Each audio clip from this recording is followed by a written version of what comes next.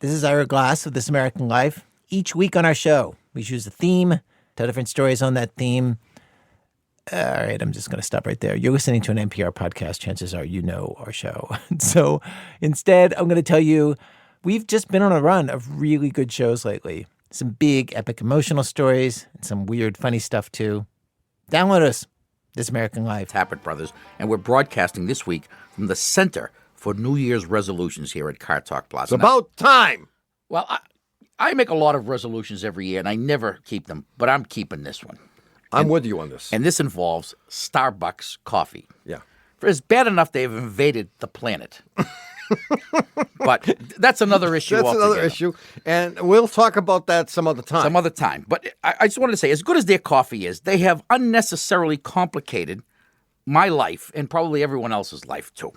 I'm not even going to deal with the fact that they have a million different kinds of coffee, like decaf, macchiato, americano, skim ice mocha, and all that stuff. Yeah, I mean, don't forget, they copied all of this from little cafes in Italy, right? That's where all this came. You go in there, and what do you get? You either get espresso, you get cappuccino, and that's it. Well, in the old days, remember the old days when we all went to Dunkin' Donuts?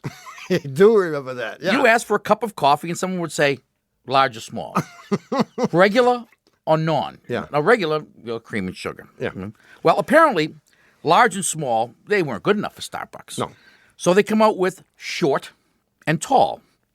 A little pretentious, but good enough. Now, if it stopped there, that would have been okay with me. Short and tall is all right. But no. Suddenly, tall becomes medium. So if you ask for a tall, you get a medium. Well, I didn't want a medium. I wanted tall. Tall is what? Big. What the hell are they talking about?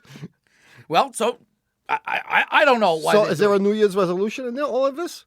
Well, yeah. What? I refuse to go in there and use their nomenclature. I've noticed that. I mean, every time I go in there with you, you have a fight with some poor guy behind the counter. My brother goes in and he says, I want a small cappuccino. And the guy says, you mean grande? No, I don't mean grande. I said small and I mean small. And he dukes it out with the guy. 10 people are behind us yelling and screaming to throw him out of the store. No, tough. Well, here's my resolution. Yeah. And I'm hoping everybody that's listening today will join me in this project. Yeah. I'm going to walk into Starbucks from now on, and I'm going to refuse to play their game. I'm going to refuse to use their nomenclature. Yeah. I'm going to walk up to the counter and say, give me $2 worth. And when they say, do you want tall, grande, short? $2. Well, they got another size, too. Venti. It's bad enough. They're going to use a different language. Yeah. That's large, by the way. Venti is very large. Humongous. Yeah. So that's why that's it. From now on, you go in and you say, I want $2 worth. $2. Let them figure it out. And if they have to fill the thing up 3/4 of the way, that's their problem. Don't forget, they have the smartest people in the world working behind that counter. They do. And every week there's a different group of there's smartest some people. new one. I don't understand it all. All right, from now on, it's $2 worth. That's it. Okay. Refuse to use the words grande, tall, venti, or short. None of those words. When someone says, do I look short in this sweater? You say, no, you look grande. Hey, don't forget, we have new nomenclature here, too. Yeah, I know. See, I'm reading this thing that Dougie gave me. It says the new number is 888 Car Talk, you moron. Oh, no, I got it. It's 888 Car Talk. That's the new number. Yeah, this is hard. I mean, for 100 years, we've been saying some other number, which, of course, we forgot already. I forgot already. It's been wiped out. But the number is 888-227-8255. Yeah. Hello, you're on Car Talk. This is Carla from Cedar Rapids, Iowa. Carla, baby. We were waiting for you to call. Who the hell is Carla? Carla with a C? Well, you could spell it that way. But it isn't, huh? And you would be right. Oh. Yippee! That's how I did it. Congratulations. Anyway, what's up, Carla? My car was a 1987 Ford Mustang. Was? A pearl of the highway. Yeah? And I still have an argument between my two brothers. I do not know which brother not to drive like. Oh. I can tell you that I mastered the technique. This was a standard transmission. I'm going to tell you exactly what you did. Shifting without using the clutch. Correct. And one of your brothers tried doing it, and No, one of them says, yes, this is a good thing. You will save on the clutch. You will go so much further. You will go so many more miles. You will save so much money. The other said, no, you're killing the transmission. Don't do it, ever. What's the name of the second brother? That would be Wayne. Wayne. And what's the name of the other brother? Alan. Alan. So are you making your judgment by their names, or? No, he just wants to know which one to call a moron. And then tell you that his name should be Tom. So you obviously side with Alan because you believe that you are right and that you are indeed prolonging the life of your clutch. And I will agree with that. You are. Mm-hmm. But Wayne is right. Note that there is never any grinding when this happens. Well, I had for years, I owned this was a long time ago, an old Pontiac Le Mans. Oh, great vehicle. With a standard shift. 3 speeds on the floor. Which was more than enough because it had a 1,000-horsepower engine. But it also had a very heavy-duty clutch, and I developed this disease called Leftus Calphus Monstrous. And I couldn't bear to shift this thing anymore. It was driving me crazy. And I, like you, began to shift it without using the clutch. And I was pretty good at it, although there were times that I had to slow down an awful lot to get it into second gear. Mm-hmm. I mean, when I should be in third gear, I was actually in second gear, and I had to fool around with it a lot. And even though I was very good at it, I eventually did my transmission in.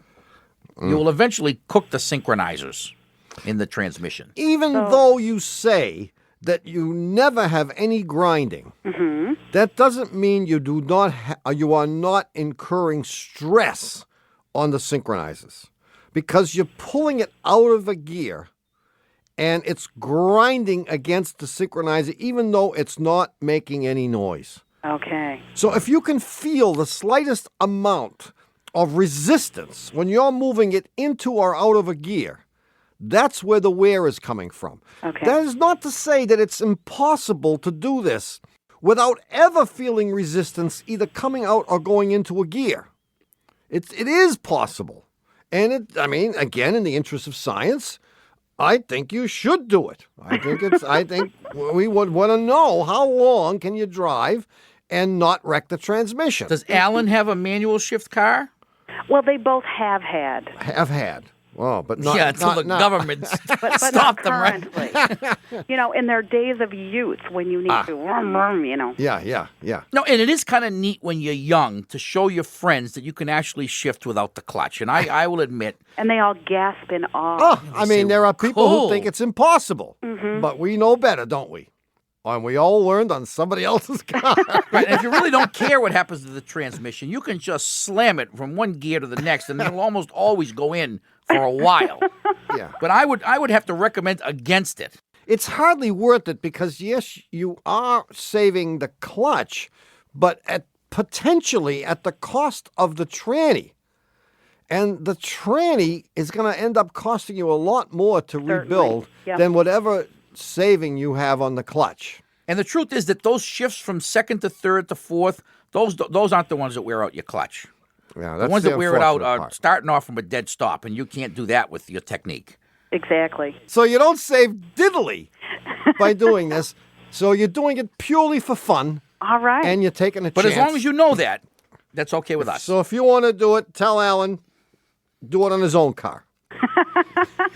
All righty. Well, you have saved the family the conflict. fraternal relationship here. Great. Exactly. See ya. Thanks so much, guys. See you, Carla. Bye-bye. Bye-bye. Hi. 1-888-CAR-TALK or 1-888-227-8255. Hello, you're on Car Talk. Hi, I'm calling from Bend, Oregon. Ben. My name, Bend, yes. Ben Dorrigan. No, Oregon. Is that what you said? Ben Dorrigan. Yes. Yeah, that was it. Yeah, got it. My name is Darren Hassel. Hi, Darren. Hi. I have a 1994 Coniston Green Land Rover Discovery. Yeah. And I'm very much in love with this car. I'm very passionate about it, and I think my wife resents me for that, but that's kind of my issue. Yeah. What happens is every time I get in to drive the car after she's driven it, I will turn the ignition on, and immediately the radio will come on blasting. I will get blasted with either hot or cold air, depending on, what time of the year it is. Usually a blinker's on. If it's been raining, the windshield wipers are going. And, I really feel that it's her way of, kind of throwing out resentment issues at me, kind of triangulating with the car against me. Whoa, we're reading a lot into this, aren't we? Really Oh, boy, here's somebody who just read cover to cover his issue of Psychology Today. Yeah. Anyways, I guess, I can deal with that issue. But my greater issue is this bad for the car? I've always been told that you should shut everything off, all the electrical systems off. Your father told you that, didn't he? Yeah. Yeah, well, I mean, it's one of those theories that seems to be okay. I mean, it would make sense that there you are, you pull back into the driveway after a long ride home from somewhere, and the radio's playing. Are you going to leave the radio on? No. The windshield wipers are on. Shut them off. Every heater, shut it off.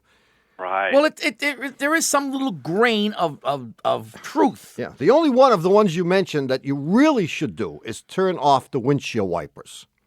In the event that it should freeze overnight, so your wipers don't freeze to the window. And it does do that in Bend, Oregon. Yeah. And then you turn the car in the next morning. You're not aware that the wipers are on because they're what? Not moving because they're what? Frozen to the window, and the motor melts. Okay. So what about the fan? No. Okay. I mean, the theory would be that if you leave all that stuff on, then when you go to start it the next day, you're draining current from the battery to go to all those things when what you really want to do is for all the current to go to the starter.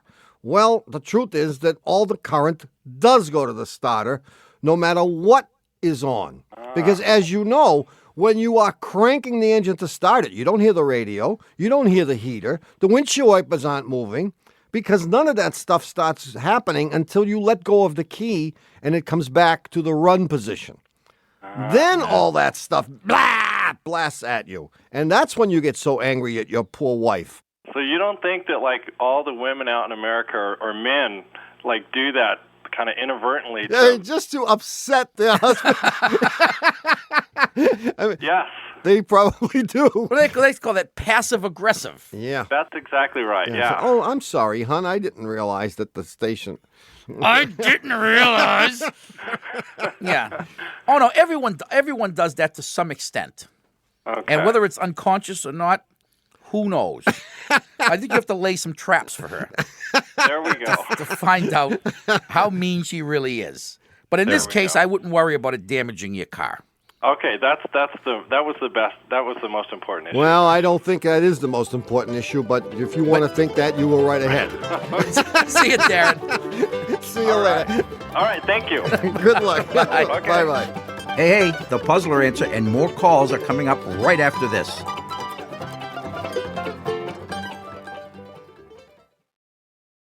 This message comes from Thuma. Create your oasis with Thuma, a modern design company that specializes in furniture and home goods. By stripping away everything but the essential, Thuma makes elevated beds with premium materials and intentional details. With clean lines, subtle curves, and minimalist style, the Thuma bed collection is available in 4 signature finishes to match any design aesthetic. To get $100 towards your first bed purchase, go to thuma.co/NPR. The House of Representatives has approved a White House request to claw back 2 years of previously approved funding for public media. The rescissions package now moves on to the Senate. This move poses a serious threat to local stations and public media as we know it. Please take a stand for public media today at goacpr.org. Thank you. These days, there is a lot of news. It can be hard to keep up with what it means for you, your family, and your community. Consider This from NPR as a podcast that helps you make sense of the news. 6 days a week, we bring you a deep dive on a story and provide the context, the backstory, and analysis you need to understand our rapidly changing world. Listen to the Consider This podcast from NPR. Hi, we're back. You're listening to Car Talk with us, Click and Clack, the Tappert Brothers. And as promised, here is the answer to last week's puzzler. But before I do the answer to last week's puzzler, I have to mention this note we got from Richard Belikoff from, of all places, Sierra Madre, California. No! You hadn't noticed that little tidbit. I hadn't noticed And that. a few weeks ago, I had alluded to, I think, perhaps my favorite movie of all time. certainly the most meaningful Yeah. of the movies I've ever seen, which is The Treasure of the Sierra Madre. And I refer to the most interesting character in the movie, I thought. The guy that Badges? The guy that says, badges, we don't need no stinking badges. And I called him Carlos Bedoya, but I was wrong, and I was corrected by Richard, who says, no, he is Alfonso. Alfonso Bedoya. Alfonso Bedoya. He died just recently, He did. About 25 years ago. He was great. He was great. Anyway, this puzzler I gave with our school-age listeners in mind. Yes, I remember. And, of course, Dougie, too. Yeah. Here it is. Simplify the following polynomial. Or, in other words, tell me the product of the following string of terms. Here they are. In parentheses, x plus a, times, in parentheses, x minus b, times, in parentheses, x plus c. You get the trend here? Yeah. Da-da-da-da-da-da-da. X minus D, X plus E. Right. Yeah. Times, the last term is x minus z. Got it. And the answer is, if you go back 2 terms, the previous term, the last letters of the alphabet are Z, Y, and X in reversed order. Yeah. So it would be X plus Y, and the term before that would be X minus X. Oh, Sonia Henny's Tara tutu. Lipinski's tutu. X minus X is 0, Yeah. rendering the whole expression 0. 0. See, this is the kind of question that could be on the SAT exam. Yeah, And knowing nothing, you would know that the answer is 0. because you couldn't Because possibly you couldn't figure it out. possibly figure out anything else. So if 0 one of the options, you just check it off without even thinking. Well, when I first saw this, my first guess was 1, the second one was infinity, and the third one was 0. 0. Yeah, so you got it wrong twice. That's good. Anyway, who might our winner be, Tommy? Our winner might be Perry Lewis from Shrewsbury, Massachusetts, and it might not be. But it might be. But it might be Perry Lewis from Shrewsbury, Massachusetts. And if it were Perry Lewis from Shrewsbury, Massachusetts, he would get, what? A copy of our new album, Men Are From GM, Women Are From Ford, and Lawyers Are From Chrysler, a collection of calls about couples and their cars. And we guarantee you'll have it in time for the holidays. There's always a holiday. Absolutely. And this one that we're shooting for now is Valentine's Day. Anyway, we'll have a brand new puzzler coming up in the third half of today's show. Well, interesting. Berman convinced us to go to this new format. He said, because if we do 3 halves every week, we only have to do about 28 shows a year. With vacation, accrued vacation time, sick days and all that. Sick days, yeah. Yeah. I like the 3 halves idea. Oh, yeah. We'll be out of here in no time. Anyway, don't touch that dial. In the meantime, we'll take your calls at our brand new phone number, which is 1-888-CAR-TALK. That's 1-888-227-8255. Hello, you're on Car Talk. Hello, this is Sylvia from Little Neck, New York, and I have a 95 Subaru, and we're on good, friendly terms. With the dealer? Pardon me? With the No, dealer? you in the car. You in the you're car. in the car. Okay. Oh, the car and me, Yeah. the 2 of us, we're on friendly terms. But Which kind of Subaru is it? It's a Legacy. Okay. But I have a different kind of problem. I asked around, and nobody seems to know, and I thought of you guys. And that is, I find that lately I'm not seeing around those curves at night the way I used to last year. And there are dark spots that are darker than I can find comfortable, I'm with you. Okay. No, don't. Stay where you are. And but you know what's so strange? I can read the New York Times in the morning without any eyeglasses. But at night, that's a problem. And I don't want to stay home. All my AARP folks, a lot of them, they stay home quietly, but I don't want to stay home. I don't blame you. Okay. Step out, baby. So anyway, I have noticed that some of the vans, have those big, bright lights, but then underneath they have another set of lights. Yes. Even some Subarus have those lights in the bumpers. Oh, yeah? Have you noticed that? No, I don't know what kind they are as I'm driving along. No, how can you tell? The lights are blinding her. Yeah, She okay, can't they tell. are blind. Anyway, so I have 2 questions for you. Number 1, do those lights really help? Do they really extend the luminosity? Will they help me? And number 2, can I get them installed? We can answer all of those questions except one. Okay. The answer to all of those questions is yes, yes, yes, yes, yes, except will it help you? And I don't know the answer to that one. I mean, yes, they do increase luminosity. They do all those things. Can you get them installed? Yes, you can. But have you had an eye test lately? Yes, I have, and I'm okay. You are? Yeah, I mean, we can extrapolate from the information she's given us that Sylvia sees perfectly okay in the daytime. We can't do that. We can't say that because but reading the New York Times has got nothing to do No, she with drives seeing. in the daytime. Oh, all the time. Yeah, you don't have any trouble. So if we could make nighttime like as daytime. bright as daytime, Yeah. would you accept the fact that then Sylvia would have no trouble? I'll accept Will that. you stipulate? Your Honor. I'll stipulate that, Your Honor. Yeah, these things are called driving lights. I mean, and they come in various forms and shapes and whatever, and they will increase the luminosity. So, Assuming that's a word. well, we just made it up. Why not? Sounds good to me. Good to me. Okay. You can go to your Subaru dealer and ask them if they can install some driving lights for you. Driving light. Any particular strength you want to recommend, or You want full strength. Yeah. Whatever the game laws will allow. Okay. And I get those put on the bottom or the top, or all four, or what? Well, they're usually mounted. In your case, they'll probably mount them above or below the bumper, wherever it's appropriate. The best place is above or in the bumper, obviously. Okay. But don't stay home, whatever you do, Sylvia. I will not stay. You sound like too much fun. You have just lightened the life of any number of AARP types. Okay? Thanks for your call. Thank you very much. Thanks for your call, Sylvia. Bye-bye. Bye-bye. 1-888-CAR-TALK or 1-888-227-8255. Hello, you're on Car Talk. Hi, my name is Richard Herman, and I listen to you guys on KUT 90.5 FM in Austin, Texas. Hi, Richard. Hey, Austin. Right. Way down here where it's still warm. Yeah. No, don't start. Shut up. So what's up, Richard? Punk. Well, I have a 1995 BMW 318. I know you guys love BMWs. You're not a lifelong Texan. No, I'm not. Where did you move from? St. Louis. St. Louis. Right. And why, pray Good tell? move. Why? Good move. Well, I was married at the time, and my wife wanted to move here. Yeah. But she was not a Texan either. No. Where was she not. from? She was from West Virginia.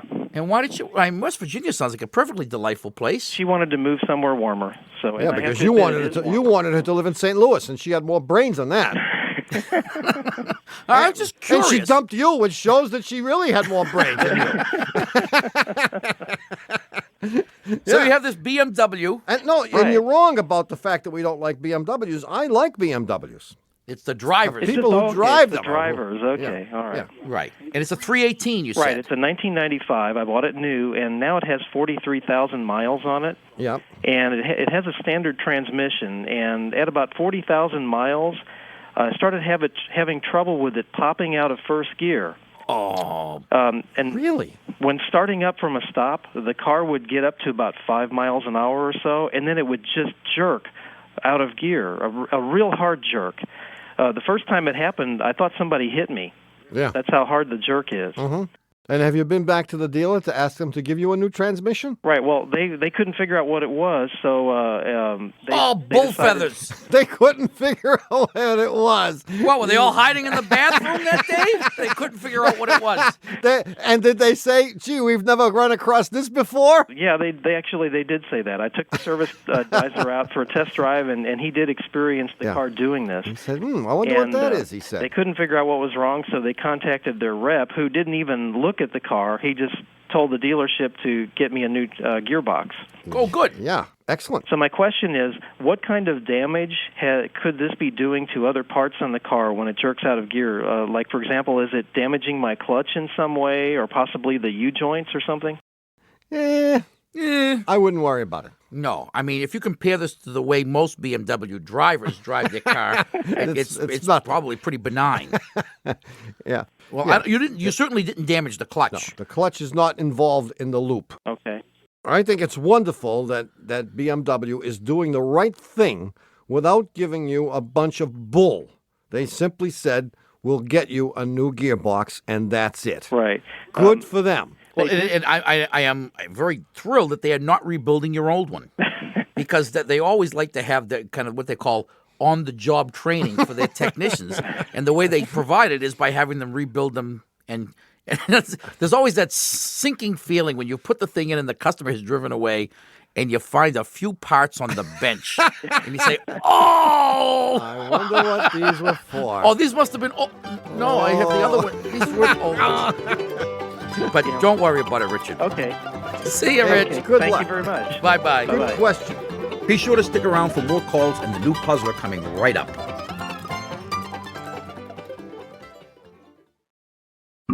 Hola, it's Sarah Gonzalez.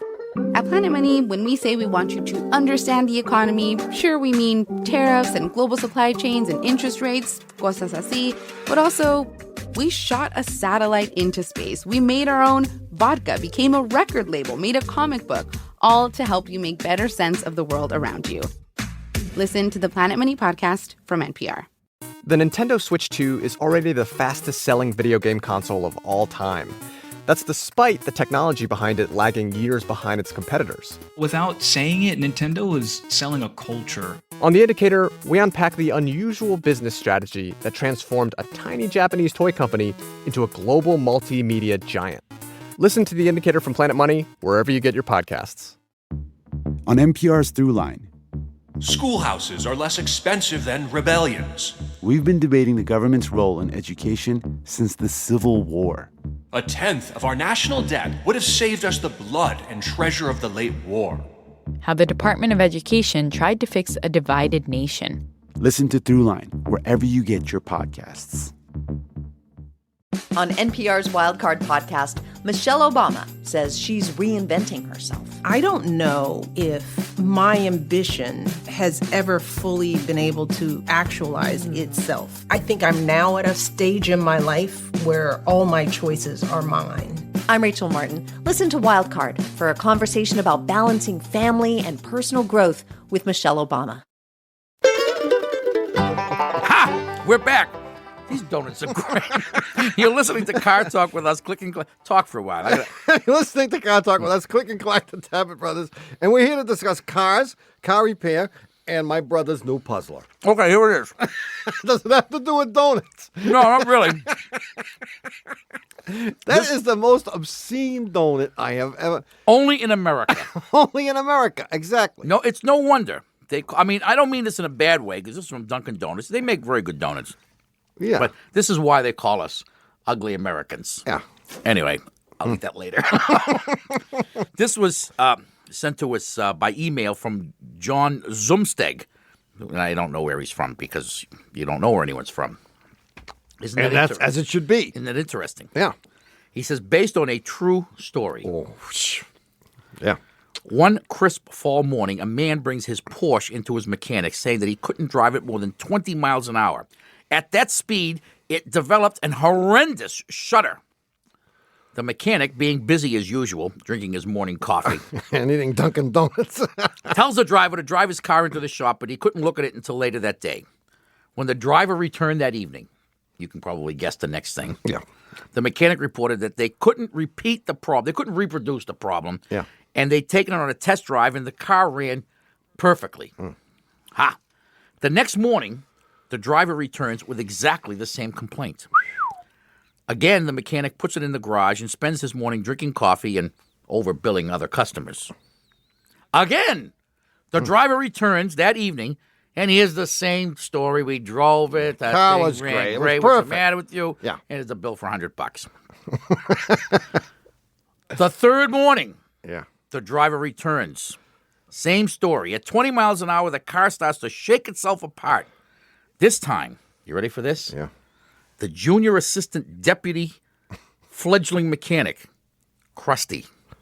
Young Krusty. Young Krusty Jr.? No. This was, Son of Krusty. No, this was the original Krusty. Oh, the original Krusty. This is an old story. This is an old story, yeah. Oh. He hears the story, okay? Yeah. And he asks a question.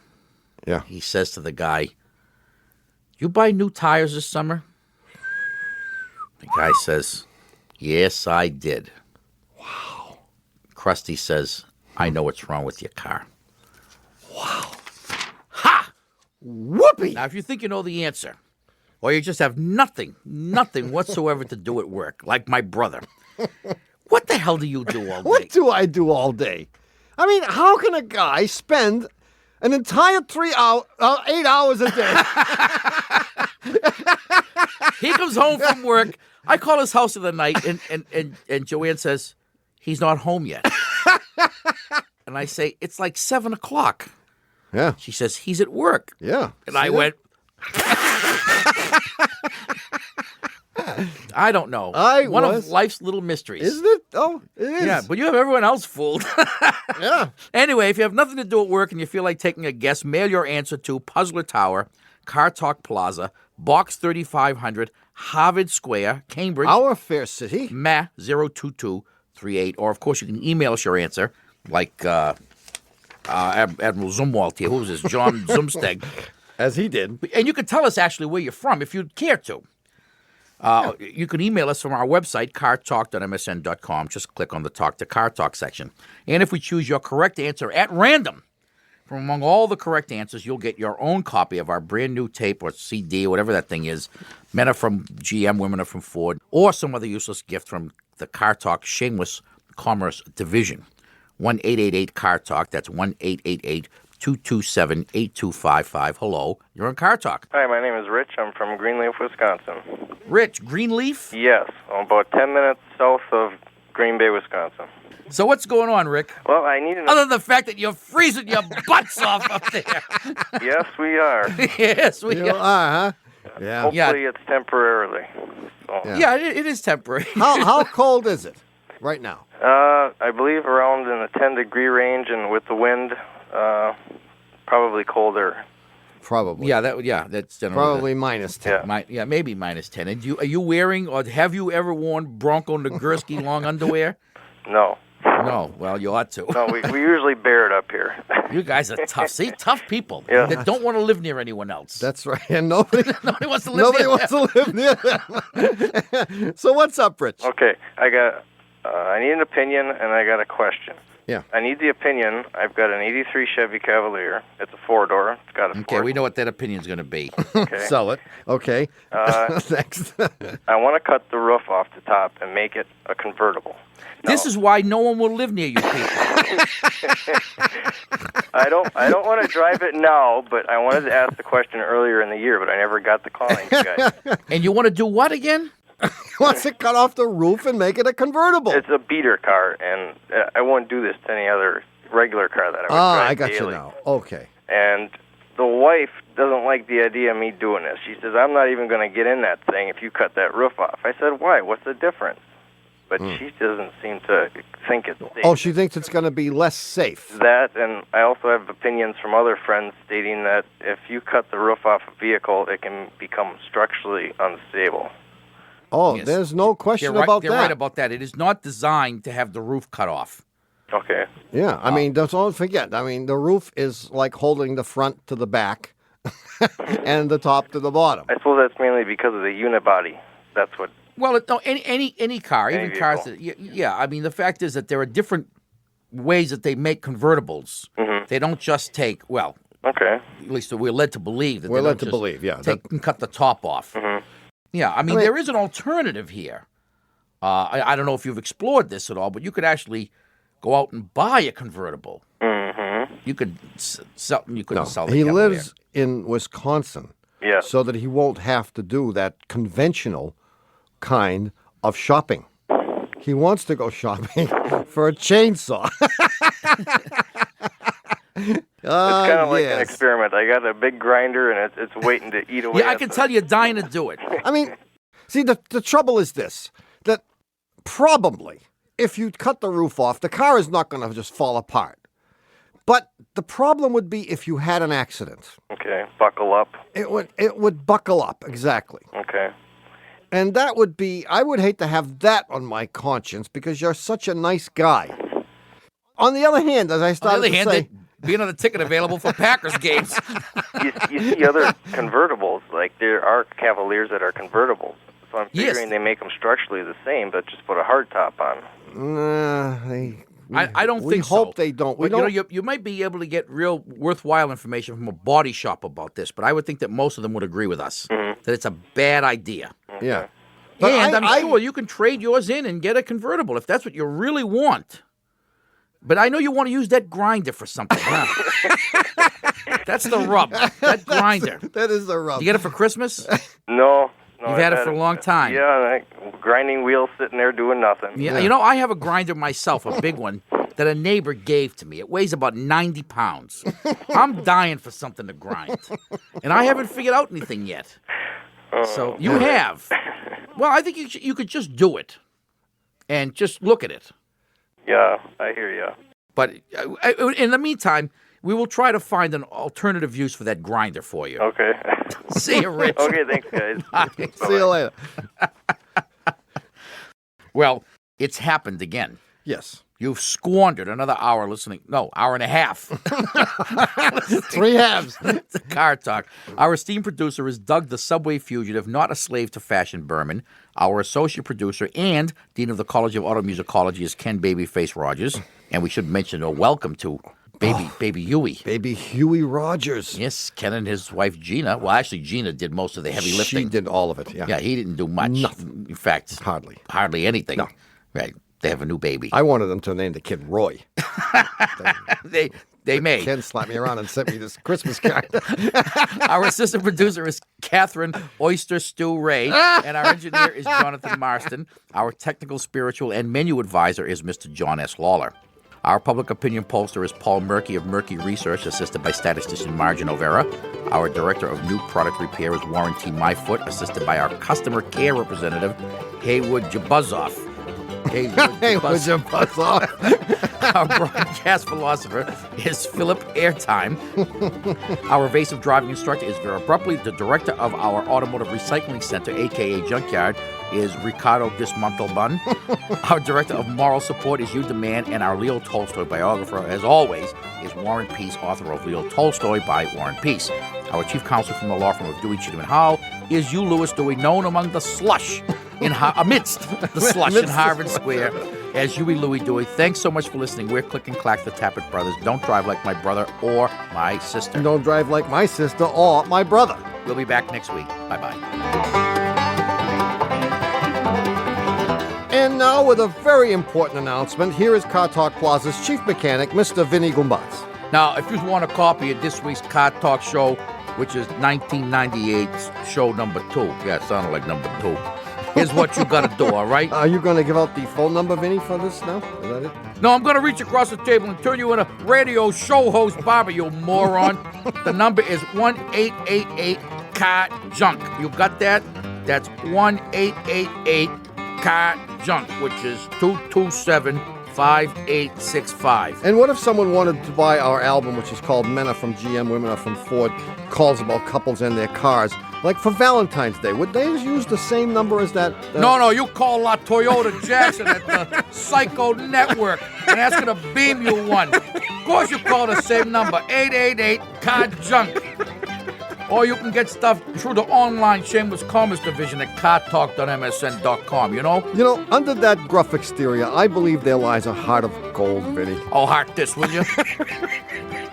Car Talk is a production of Dewey, Cheatham & Howe and WBUR in Boston. And even though Charlene Hunter-Gall says, I left the news hour for this, whenever she hears us say it, this is NPR, National Public Radio. On the Planet Money podcast, the economic world we've been living in for decades was built on some basic assumptions. But the people who built that world are long gone. And right now, those assumptions are kind of up in the air. Like the dollar as the reserve currency. Is that era over? If so, what could replace it? And what does that mean for the rest of us? Listen to the Planet Money podcast from NPR wherever you get your podcasts. You know those things you shout at the radio or maybe even at this very NPR podcast? On NPR's Wait, Wait, Don't Tell Me, we actually say those things on the radio and on the podcast. We're rude across all media. We think the news can take it. Listen to NPR's Wait, Wait, Don't Tell Me wherever you get your podcasts. Pop Culture Happy Hour, NPR's easy breezy, laid back pop culture podcast, has brought you the best in culture for the past 15 years. That means we spent the last 15 years talking about what exactly? Bad reality TV, actually good Marvel movies, Actually awful Marvel movies, reboots, pop music, prestige dramas, Netflix slop. That's 15 years of buzzy pop culture chit chat, and here's to many more with you along for the ride. Listen to Pop Culture Happy Hour on the NPR app or wherever you get your podcasts.